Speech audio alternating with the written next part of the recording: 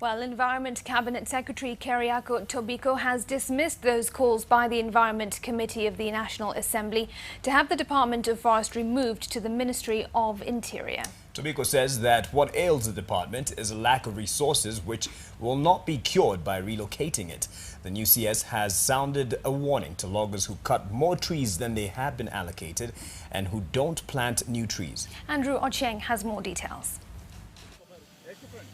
In his first field trip as the Cabinet Secretary for Environment and Natural Resources, Tobiko toured Mount Kenya Forest, concentrating on sections that have been dogged by logging.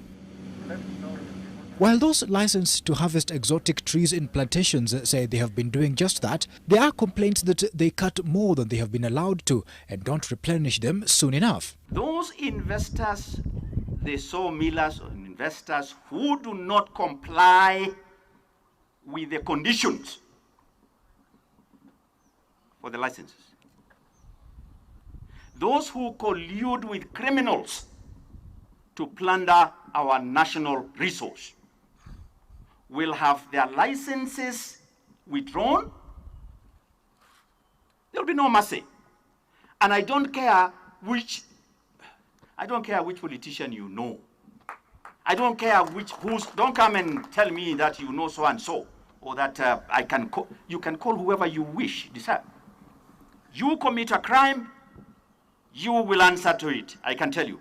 Tobiko also says that he will ensure that the Forestry Department delivers its mandate and that staff who break the law are dismissed. Already there have been transfers of more than 30 forestry officers, most of whom had stayed too long in their stations. You can't have a paramilitary fella who remains in a station for 7 years. Baka anaanza kujua mtoto amezaliwa na nani, mzee nani, baka wapi, anajua boma. Badala ya kufanya kazi yake, amekuwa bibi na bwana wakikosana. Paramilitary ndio wanakuja kuingilia, sio kazi yake. However, the Department of Forestry remains severely underfunded and understaffed. In the 6 counties in the Mount Kenya region, for instance, only 100 people manage a forest area of more than 300,000 hectares.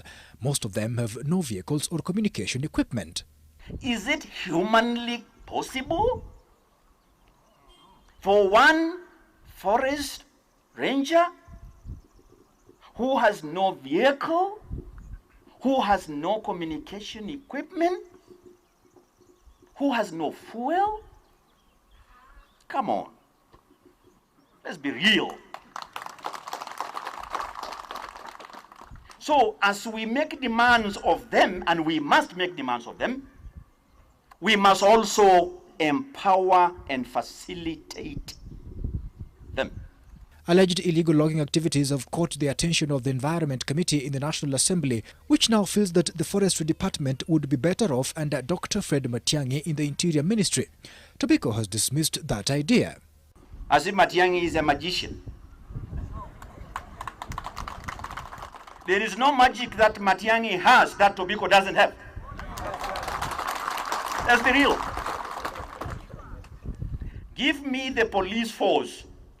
Give me the equipment that Matiang'i has at his disposal, and this ministry will be as good, if not better, than Matiang'i's. Next week, the Cabinet Secretary will be touring forests in Mount Elgon, Kakamega and Cherangani Hills. Andrew Ochieng, NTV.